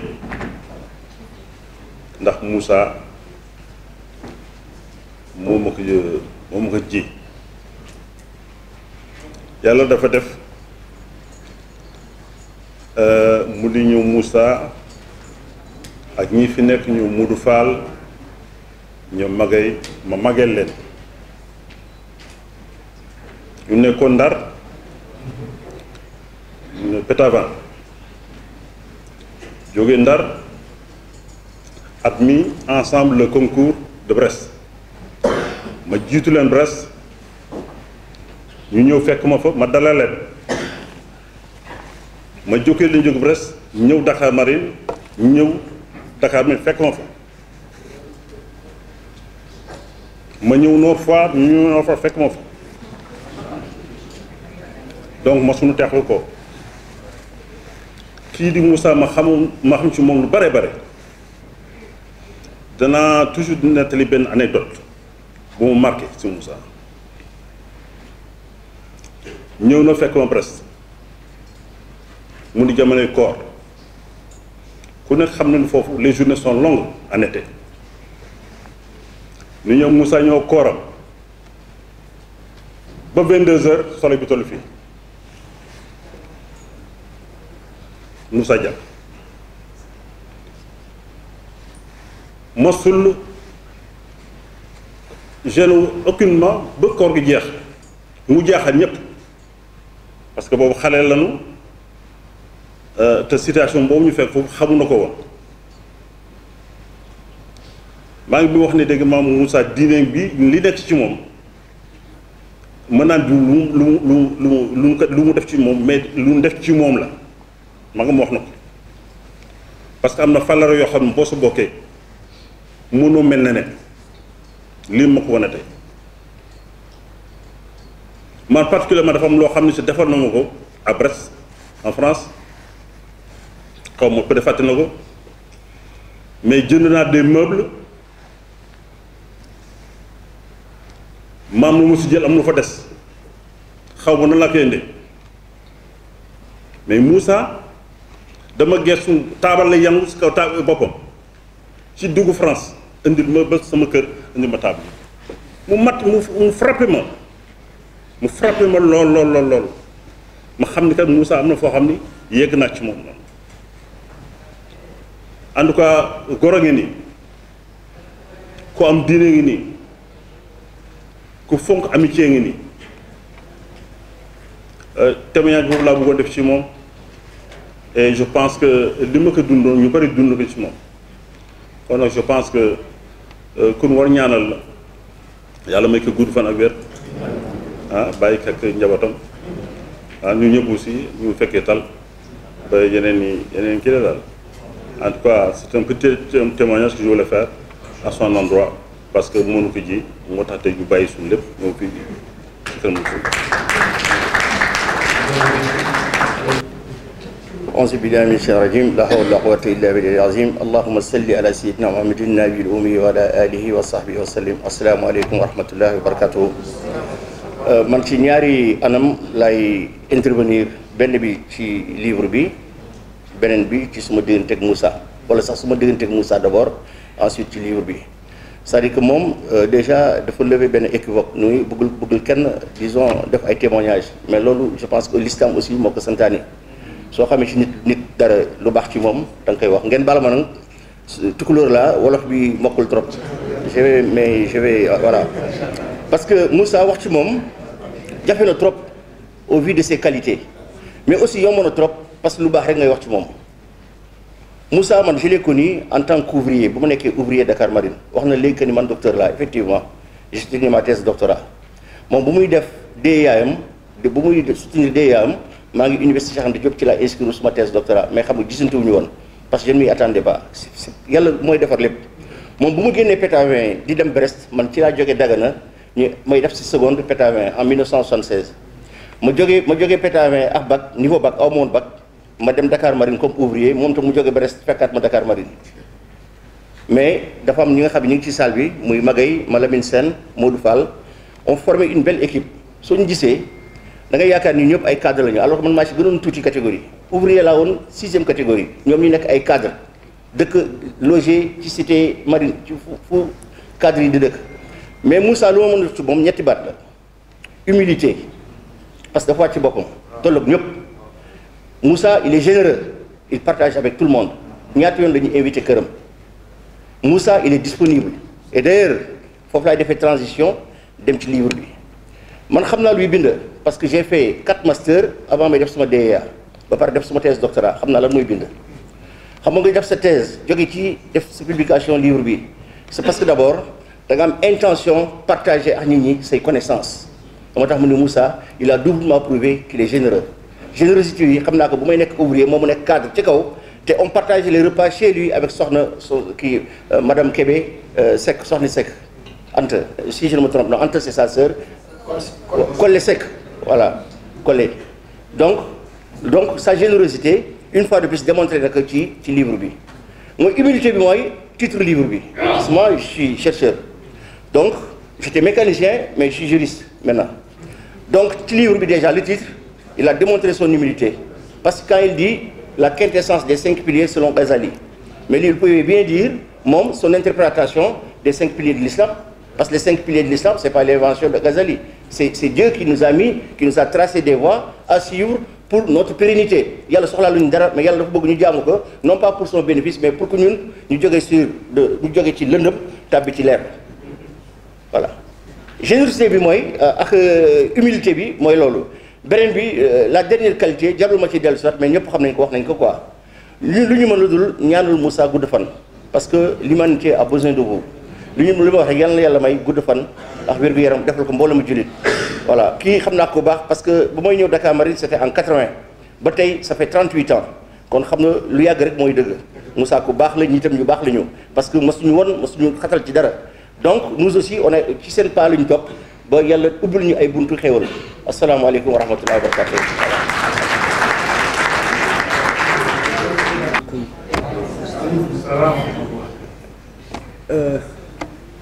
Sëñ Moussa maa ngi lay ziar grand frère maa ngi lay ziar dama nekkoon Touba keroog bi sama portable di sonné bi may woo di ma wax ni ma dangay maye sa doom loolu moo tax teew moom tey jii yàlla bi ma tiim xam na ni bu ma mënoon bañ ñëw damay bañ ñëw waaye moom ma Samba Jéeri Jàng ak njabootam yépp moo tax ma ñëw ak suñu kii nga xam ni que bu fekkee ni woon mën nañu am mag bu jigéen ba pare mu nekk suñu sang benn lañ ci am mooy soxna si li toog Fatou Kébé yal nañ ko fi yàlla bàyyi suñu borom dool di ko wér ak jàmm ak wérle waa kañ professeur Kébé dafa escamoté présentation son jeune frère daf ko escamoté dafa am lu mu loo xam ni que daf ko nëbb parce que yaayam Ndeye Anta Diang allahumma ighfir laha warhamha moom sama cousine yaay la yaayam Ndeye Anta Diang doomu Ndeye Khady Diang la Ndeye Khady Diang di doomu Oumar Diang di doomu Mor Massamba Jéeri Diang Mor Massamba Jéeri Diang di doomu Yacine Madiakhate Kala petite sœur Khali Madiakhate Kala loolu la waxul te xam na ko daf ko escamoté tey dama ñëw pour Moussa Kébé won ko loo xam ni image boo xam ni defe naa mos ko gis muy Oumar Diang maamaatam son grand-père papay Ndeye Khady Diang bi jur bi jur Ndeye Anta Diang seen yaay duma la ko jox dama la koy jaay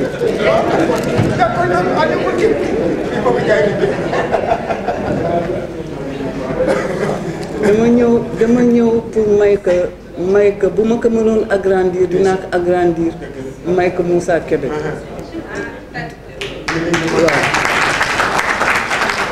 mais affaire bi dafa xat nag ma baal moo tax na ma ko sama tante surtout Diang mayoon noonu laay ñëw may la ko yow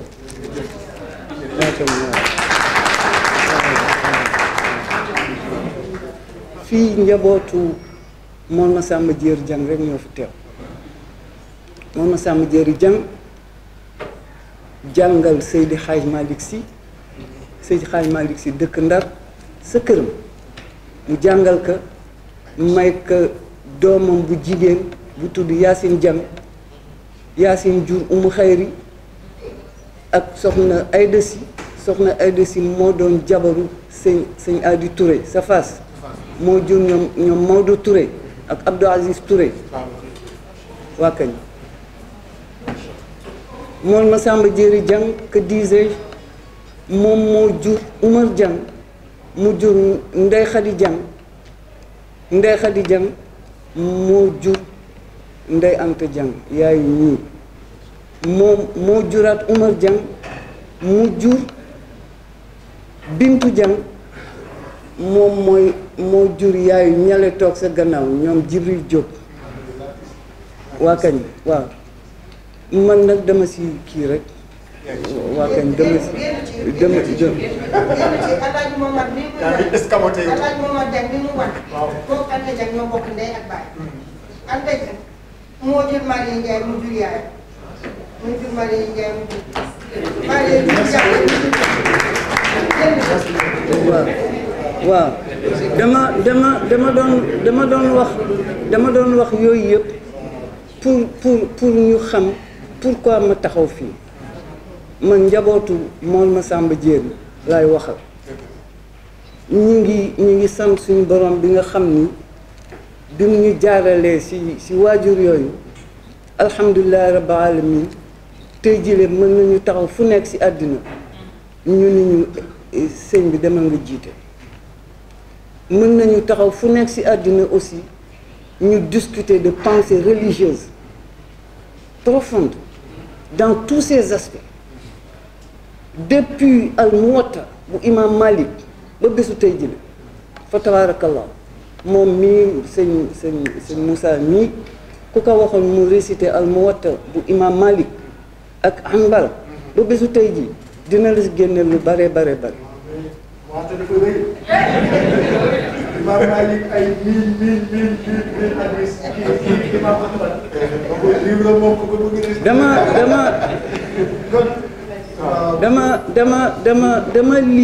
dama lire imam Azali livre am yëpp wallahi benn ñaan rek moom si ñaan gi yëpp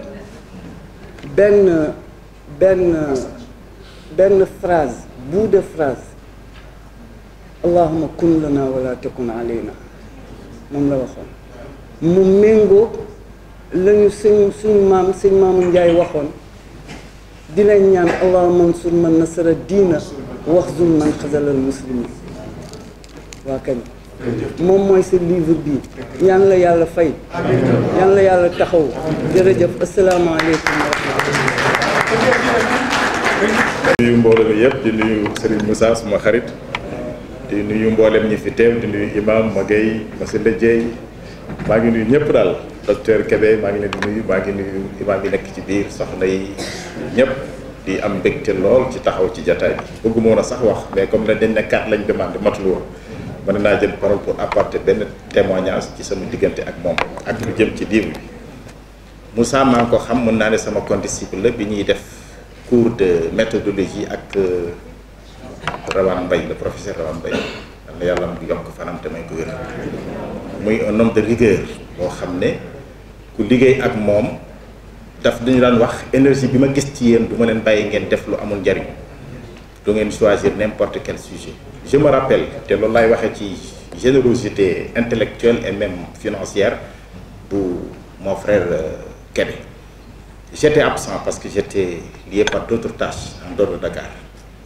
fekk le cours d'avant dañu ku nekk da nga présenter un sujet mu accepté yi ñenn ñi on était 8 je crois il avait accepté 3 yi ci des mu rejeté leen parmi lesquels le mien alors sans commentaire bon nous sommes séparés le cours suivant j'étais absent bi ñu paree rek Moussa woo ma dama professeur li ni ma dégg mu waxee il aurait souhaité que yow nga travailler sur un tel sujet il ne l'a pas dit clairement mais j'ai compris que boo ko choisir dina ko accepter ma ne ko ah bon mu ne ma waaw alors j'ai pris le sujet et j'ai travaillé réfléchir ci pendant une semaine le cours suivant ñu ñëw effectivement ma présenté ko rek Rawane a accepté ce qui veut dire que générosité la parce que souvent am na ñoo xam ne concurrence la ñuy installé seen biir mais lui on était complice li tax nekk ñu am complicité moom sur le plan des réflexions sur le plan du comportement ak vision yi dañu am luñ bokk loolu moom mooy dugal ci livre bi yemu ci dafa dem jënd dama ñëw rek benn jour mu may ma ñaari ouvrage yu Ghazali Tahafutul Falasifa ak beneen bi Tahafutul Tahafut ku xam Ghazali xam nga ñaari livre yooyu benn bi Ghazali la bi ci des Ibn Rushd parce que maa ngi moom dañu am lu ñu bokk mooy on veut toujours aller vers les profondeurs li superficiel sur le plan intellectuel ci suñ débat yi ñu daan am ak yooyu yëpp dañ doon gis ne ñun dañ ko bëggoon dépasser loolu moo indi sujet bi tey la quintessence des 5 piliers et c'est important parce que jullit yi dama ngeen baal ma bu ngeen lire ouvrage peut-être di ngeen ko xam c'est pas donné à n'importe qui mu xam lan mooy l'islam non on peut prier tous les jours te fekk xamuñ sax la tax mu ñuy julli est-ce que du loolu moo tax suñ julli yi baaxagul ba léegi est-ce que du loolu moo tax Sénégal jagagul est-ce que du loolu moo tax jullit yi am ay problème parce que inna salata tanha anil fahsha'i wal munkar nga ànd ak nit ngeen dugg ci jàkka mu julli mu nga julli mu génn jël say daal dem yoonam waaw ngeen ànd dem màggal mu tafu la te bu ngeen di julli day jàpp day julli comme yow est-ce que on est en phase avec vraiment les vrais enseignements de l'islam? Donc j'appelle à vraiment j'en fais un appel ñëpp nañ ko lire parce que lu am solo pour wane suma complicité ak moom mu ngi liggéey ci quintessence des piliers man maa ngi liggéey ci quintessence de l'islam en soi pratiquement ci loolu laa jëmale suma thèse bind naa ko ba pare soutenir naa ko mais essence bi foofu lay nekk parce que les gens ne s'intéressent qu'aux choses vraiment superficielles yoo xam ne du la yóbbu fenn à l'image de Ghazali était un érudit dem na ba am xam-xam mu dem ne est-ce que man li ma xam leer na il s'est installé dans le doute il s'est imposé un doute je devrais dire mais ñun nanguñu ko douter quand un musulman dit bu waxee dara rek ñu attaqué ko duñu douter ci lu ñu yor duñu permettre aux autres intellectuels de douter et douter c'est un moyen ce n'est pas une fin mais loolu la ñu nanguwul donc je pense que bu ñu lire livre bi yàlla na ko yàlla may lépp jar te mun am barke yàlla na ko yàlla may li muy waaj mu àgg ci yàlla na ko yàlla may wér yokk wërsëgam taxu ko ci njabootam te lafal ko cat lu mu ragal yàlla bu mu ko gis mais je pense que jox na julliti un outil bu am solo muy pour ñu xam lan mooy dëgg-dëgg parce que Ghazali du ma ne moom rek la de waaye ku xam pensée jàpp na yow kuy neex a dëkkal ngay doo nekk jullit bu amerte kenn ndax di nga defaru te di nga defar keneen loolu daal laa ci bëggoon a sànni ci ay kàddu di sant ñëpp wasalaamaaleykum wa rahmatulah. Modou Bamba Ndiaye, je suis de Saint-Louis.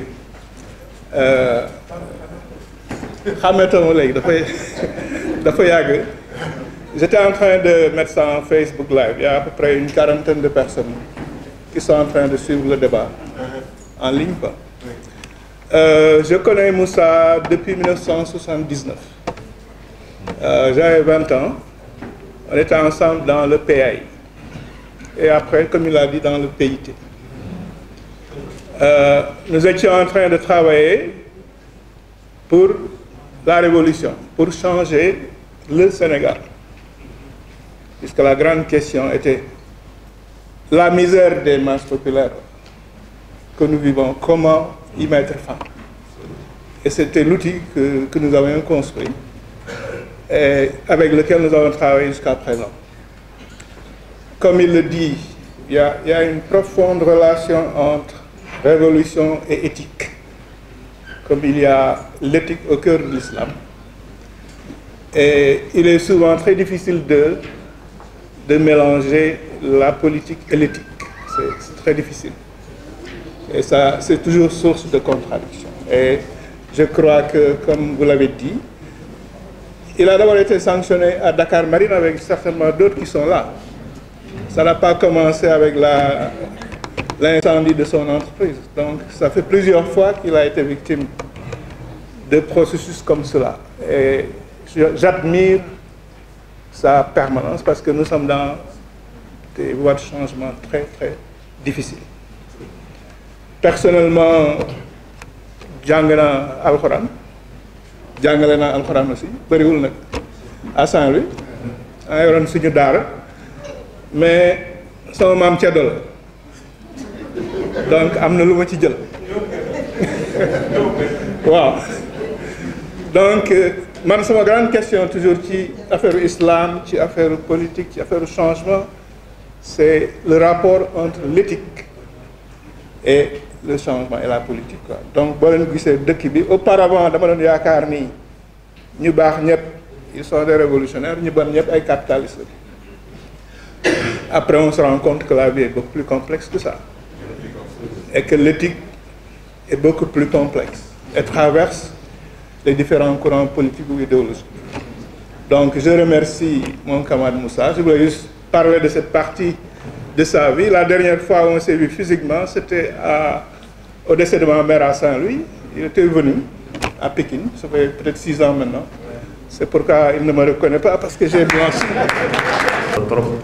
Docteur Magueye leeral nañu téere bi de fond en comble borom téere bi ñëw mottali ko gën koo leeralaat Mahanta moom itam tabarakallah war ñu trajectoire bi nga xam ne moom la l'auteur du livre jaar ba egsi fi mu egsi fii ba def lii na am na solo trop téere bi ñi ngi xanaa ñaanal borom rek lépp lu mu ci doon séentu ci yiw ak mbaax yàlla def ci lu weesu njortam di ñaan macha allah téere bi gën a tasaaroo waxuma Sénégal mais jullit ñëpp ndax kii c'est pas destiné au Sénégal seulement c'est destiné à tous les musulmans te musulmans yi milliards de personnes lañ waaye yàlla na ko milliards de personnes yi jënd waay ndax ñu jëriñoo ko jariñ la te tey jii sax dafa mel ni tey jii la livre bi gën a ñëw à son heure quoi dafa ñëw à son heure de xam nga mbokk bi wax na ko léegi dugg ci jàkka yi julli génn rek fëkk daldi jaamul ñun suñu jàkkal lañ fay def jël jàll ku ñëw ni dal yu rafet mën a boo wàcc ci bunt bi boo ko wàccee ci bunt bi gaa yi jël ko yóbbu waaw loolu ku ko mos a gis boobu ban façon jullit la kooku ndax moom salaatam kooku tanha anil fahsha wal munkar kooku ndax sens profond de salaat ndax xam na ko kooku na lire téere bi ndax mu xam sens profond de la salaat kii dem Makka di taxu waaye dem Makka buy sangu sa caméra bu ko wékk de boo koy wékk gaa yi jël ko dem dañ koy jël dem ñu bëri jël nañ seen alal amatuñ ñaar dërëm yu ñu ko ne seen aj te kooku dafa dem aji de waaw kooku est-ce que xam na sens profond di xaj waaye kooku na lire téere bi ndax bu ëllëgee lu mel noonu du ko def mbokk yi téere bi am na solo trop dafay day tax ñu xoolaat suñu bopp day tax ñu réviser waat juróomi keno yi nga xam ne ñoo tëngoom l'islam nan lañ koy jëfandikoo saxaar ba ban sens la am yeneen ponk yi yeneen ñeenti ponk yi nan lañ koy jëfandikoo loolu la téere bi wax te loolu jullit bi mënut a tàggoog moom foo toll yaa ngi jullit yi foo toll yaa ngi woor foo toll yaa ngi dundal sa lislaam lii mooy lislaam bon nag mbir maa ngi noonu kii dañ koy ñaanal yàlla defal ko tawféex ndax lim ñu indil lu am njariñ la mi ñi waaj a indilaat beneen téere boo xam ne moom itam tabaarkalla wax na ko léegi waa bon Moussa yal na yàlla àggale lépp ñu bëgg a indiwaat yeneen téere ndax njariñ la njariñu askan wi la njariñu umma al islam yooyu yëpp kon bu ko defee tabaarkalla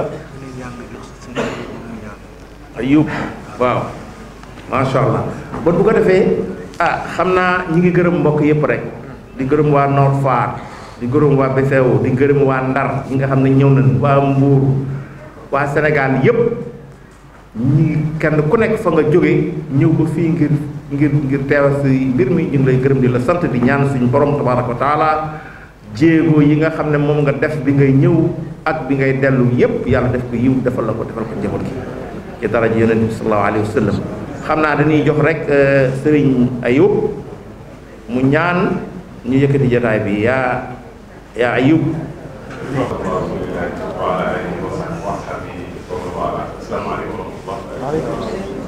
mbokk yi ñoo ngi leen di nuyu bu baax di leen jaar di wax ni dañuy sant yàlla mu ngi boole ci lii waaye mënuñu ci woon bañ a bokk ndax Moussa du ma wax ci générosité am ndax tudd nañ ko waaye man damay xiyaas wala ma talxiis dundu Moussa ci ñetti tomb yoo xam ni imam Ghazali mi ngi jël référence moo ko wax ba ci jiitu dafa wax ni warisna anil abai xifdu wilaaduhum wa nahnu ida mitna aw ida mutna nu warisul abna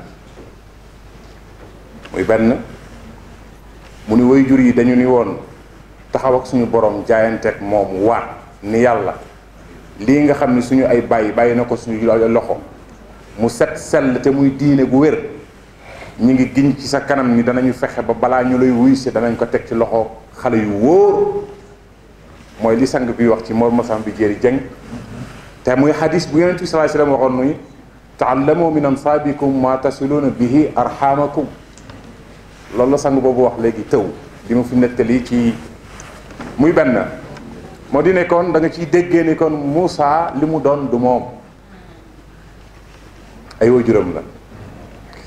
ñaareel bi mooy imam Ghazali mooy wax de dafa am benn étudiant boo xam ni da doon jàng ci biladul arabia monde arabe ñu koy jàngal siratu nabawi jaaru yonent bi waaye ci biir jàngal bi ñu koy nettali professeur bi nag nekk ko am xikma ne ko man professeur bi leen di jàngal man jaaxle naa ci rasulullah mu ni lu tax mu ni ndax koo xam ni ba muy ñëw màkk jikko yàqu naa yàqu ba ñu yegg ci bases foo xam ni dañ daan jaamu xërëm professeur bi ni ñaawteef yi fa la yam ñaawteef yi yépp jaamu xërëm moo ci gën a ñaaw mu ni waaye ci diiru 23 ans ñaar fukki at ak ñett yàggul de mbokk yi 2000 ak léegi rek léegi mat 23 ans mu ni ci diiru 23 ans yonent bi sallallahu alayhi wasallam fexe na ba muy faatu di wuy ji boromam fexe na ba ñi daan jaamu xërëm démb ñooy siégé ca xadra ba léegi nag professeur bu mu waxee loolu ba pare benn xale nag laaj ko benn soal bu am solo man soal boobu dama gis ni moo dal Moussa dafa ni xale bi daf ni ko professeur xanaa kon yonent bi sallallahu alayhi wasallam kaana ganiyun fi maal xanaa dafa amoon alal mu ne ko lu tax mu ne ko li mu réussir ku amul alal mënu ko réussir professeur bi ne ko laa faqirun fi maal wa ganiyun fi nafs dégg nga faqirun fi maal ki ñàkkoon alal la waaye ku selloon la ci bakkanam ak ci ruuxam imam Ghazali nag tëgg ko ci ñeent dama koy gàttal rek dafa ni doomu aadama bi di sang bi wax léegi muy docteur xaw ma professeur bu mu toogee fii mu ni jikko yi dafa yàqu ba gars yi dañuy sàcc ci jàkk yi da ngay gis kuy jullit def lu ñaaw loolu lépp boo ko gisee mooy ñàkk doon jullit rek ndax yonent bi sallallahu alayhi wasallam benn mission rek la am ixraaju naas mina dulmaati ila nuur fii ak yow jógewoo ci place A dem ci place Z nekk ko jullit mooy nga laabal sa xol ci yenn ñaawteef yi imam Ghazali ni nag ñeent yi mooy tere doomu aadama mu am jikko jooju iblisu wa dunya wa nafsi wal hawa iblis adduna bakkan ak bànneex yàlla nag dimbali na Moussa ba ñeent yi yëpp kenn amu ci cër ci moom yàlla bu sama làmmiñ nekk lor ci moom ndax moom man li ma boole ak moom xam-xam moo ñu boole xam-xam moo ñu boole ak nekk nitu daara lenn rek laay wax ci jeune du système daanale ko moo di dama daan toog sama kër xam nga taalibe la rek xam ngeen taalibe ñun taalibe la ñun jàngale rek lañ xam ak jàng demuñu université nag amuñu benn diplôme waaye ñu ngi ci daara ji yàlla def sama kër laay toog rek chauffeur bi ñëw jox ma enveloppe chauffeur am ne ma Moussa la ko jox bu ma ko ubbee danaa toog un mois damay fay sama téléphone ndax du ma am soxla ci mbedd mi noonu la daan dundeek man loolu nag xam nga olof yi dañuy wax ni wax naa ni Sénégal yàqu na yàqu pour liy dëggal li Moussa wax booy wax lu baax ci nit ñu ni day dóor foofu bu ñu fa tolloo rek mooy yàqu nañu parce que yonent bi sallallahu alayhi wasallam moo jàngale alquran nee na Bilal ibnu Rabah alxabashi jaam la Umayyatu moo ko jël teg xeer ci dënnam ne ko weddil rasulullahi mu ni du ko def Ammar ibnu Yasir moo sol dallam dem wax ko Babacar Saddiq Babacar sol dallam ñëw ci moom ne ko Umayyatu lii nag mu ne ko maa ko moom sama jaam la mu ne ko waaw léegi jaayaat ma ko Umayyatu ne ko 50 millions laa ko jëndee woon jox ma 100 Babacar compté 500 millions jox ko wane ginnaaw di dem Bilal ne ko pëkk ne ko yow a kan yow mi ma defal teranga bi mu ne ko jaru ko demal fa anta xurrun yonent bi fekkewul loolu yàllaa ko nettali rasulullah ngir wax ni comme ku def lu baax yella nañu siiwal ko Moussa yàgg nañu defal teranga man depuis presque bientôt 10 ans gisewuñu léegi mat fukki at waaye ñu ngi déggante ndax ci xam-xam moo ñu boole imam Dieng ñu ngi lay jaara bu baax di wax ni ala kulli xaalin ku sa ruux sell sa xol sell mënoo def lu dul da ngay defar mënoo yàq waaw kon nag xalbin salim la yàlla wax yal na ko jig may nuyu bu baax soxna Kolle di nuyu ay mbokkam yépp di wax ni ñi ngi ñaan yàlla nañ fi dajawaat mu indiwaat yeneen livre yoo xam ne day nekk njëriñ jëm ci ñëpp ala kulli xaalin nit urid ila al islah mastata'tum wa ma tawfiq illa billah assalaamu aleykum wa rahmatullahi wa barakatuh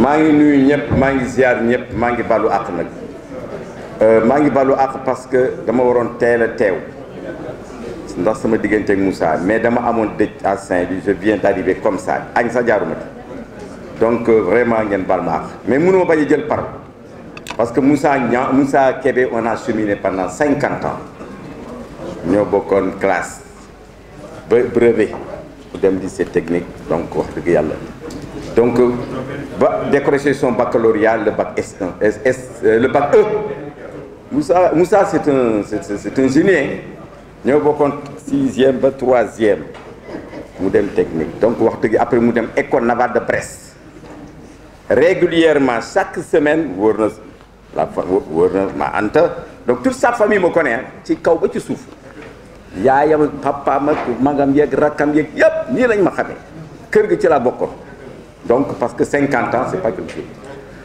vraiment comme ni ngeen wax générosité intellectuelle comme ni nga ko waxee c'est ça générosité morale Moussa Kébé la générosité sociale Moussa Kébé la ça je le dis en toute sérénité li nga wax léegi moo tax ma tëb man il faut ma jóg man tam dëggal loolu parce que man ak moom yow barki dem nga ko xam man nag 50 ans ngi nii ñu ànd ku baax ku jullite ku am laa biir vraiment ci xam-xamam ci xelam ci dooleem ci kattanam ci alalam donc ça également c'est un témoignage que je dois faire en toute sincérité Moussa musuñu tàqali ko benn saa parce que comme ni ma la wax même bi mu nekkee Brest chaque semaine dafa mën a envoyer correspondance papaam même bi mu feebaree man wóor na que dama daan dem ci wetam di ko bës mu di ma ñaanal yaayam ci boppam wax dëgg yàlla waxtu ma fa jàng dana jàngale alxuraan parce que kii yaayam day jàngale alxuraan papaam di jàngale alxuraan moom tam mu daan jàngale alxuraan tubarkalla donc ci école bi tubarkalla macha allah ci alxuraan bi macha allah foo ci laal tubarkalla ñun bi nekkee ko danaa mais Moussa mathématique nga rew ñu français nga rew ñu leçon yi nga mais Moussa donc alhamdulilah bi mu ñëwee université j'étais le directeur des cités et de la sécurité à l'université moom mi mu ñëw ni ma damay jàngi arabe ma ne que arabe Moussa arabe dafa métti de Moussa yow mathématicien nga ay mu ni ma damay jàngi arabe mais je suis agréablement surpris lorsqu'on me dit qu'il a eu décroché son doctorat en arabe mais félicitations Moussa yal na la yàlla defal jàmm yal na yàlla dolli sutura yal na yàlla faj sa aajo ak ñoom sëñ Ma Anta Kébé ñoom sëñ Abdourahim Kébé wax dëgg yàlla ak famille bi yëpp ñoom Fatou vraiment Adja ñoom ñëpp tubarkàlla ñal di gërëm itam jabaram Kolle sama jarbaatu jabar la donc wax dëgg yàlla ku baax mu nekk famille bu baax yal na yàlla defal jàmm yal na yàlla gën a teral gën la suturaal jàmmal la li nga def bi 4 minutes yi nag mat nag bu doon naa ko multiplier par 2 maa ngi gërëm ñëpp di gërëm jaay merci beaucoup. بسم الله الرحمن الرحيم الحمد لله رب العالمين الرحمن الرحيم مالك اليوم ولا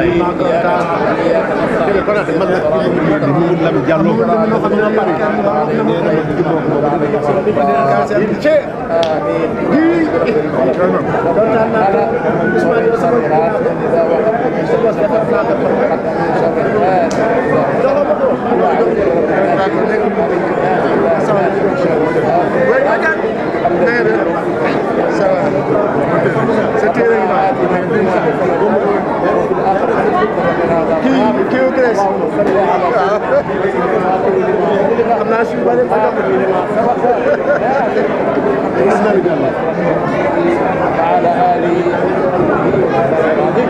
إن الله وملائكته يصلون على النبي يا أيها الذين آمنوا صلوا عليه وسلموا سبحان ربك رب العزة عما يصفون والسلام على المرسلين والحمد لله رب العالمين